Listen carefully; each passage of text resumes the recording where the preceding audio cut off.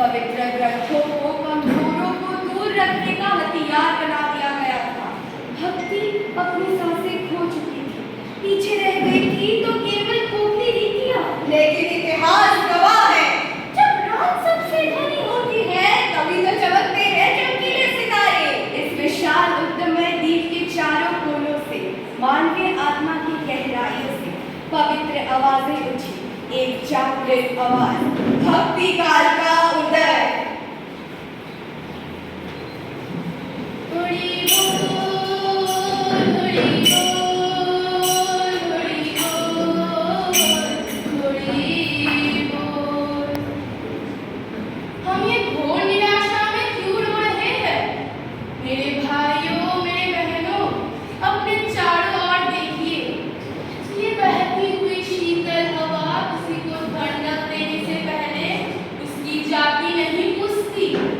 ये बहती हुई नदी किसी की प्यास बुझाने से पहले उसका वंश नहीं पूछती। फिर हम इंसानों ने इंसानी दिलों के बीच इतने बड़े बड़े पत्थर क्यों खड़े कर दिए हैं? क्योंकि निर्माण यह दुनिया केवल वस्त्र देखती है, चुराहे के हाथ कभी नहीं देखती।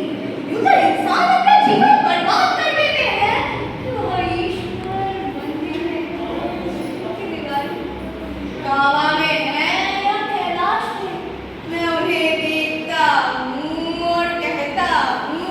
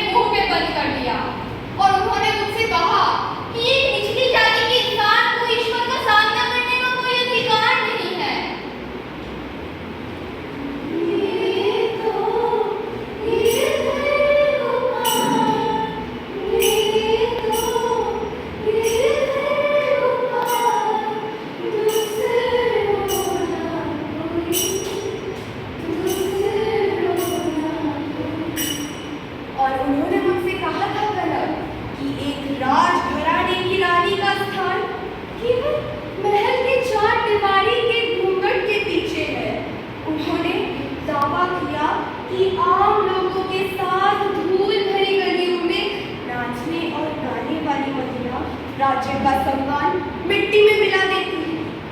फिर भूल गए कि केवल एक ही सम्मान मायने रखता है, अमर आत्मा का सम्मान। उन्होंने तो मुझे हलाहल विष का प्याला तक भेज दिया।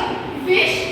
एक ऐसे कोमल दिल को जो सिर्फ और सिर्फ निश्चल देव के धुन पे धड़कता है।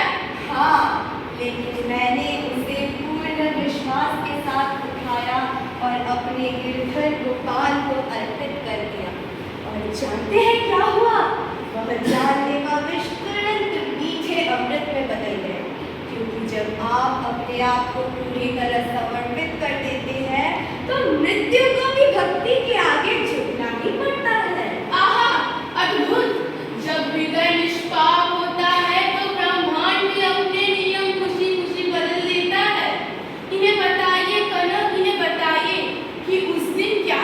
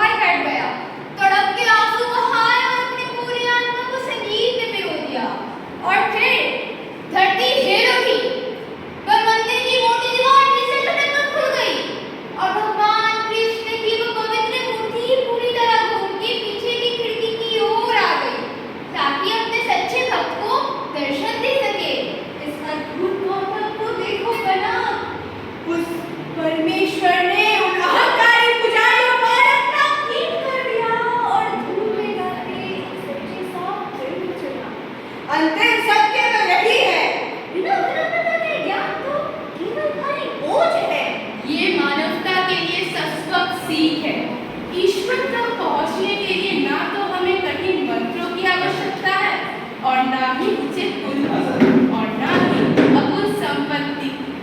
हमें बस चाहिए प्रेम, निश्चल बहता हुआ प्रेम। चाहे आप इस परम सत्य को कृष्ण कहो, अल्लाह कहो, राम कहो या निराकार प्रकाश, वो तो बस इंसानी दिल की ही भाषा सुनता है। राजस्थान की तपती मरुस्थली से लेकर बंगाल के हरे भरे नदियों के किनारे तक वाराणसी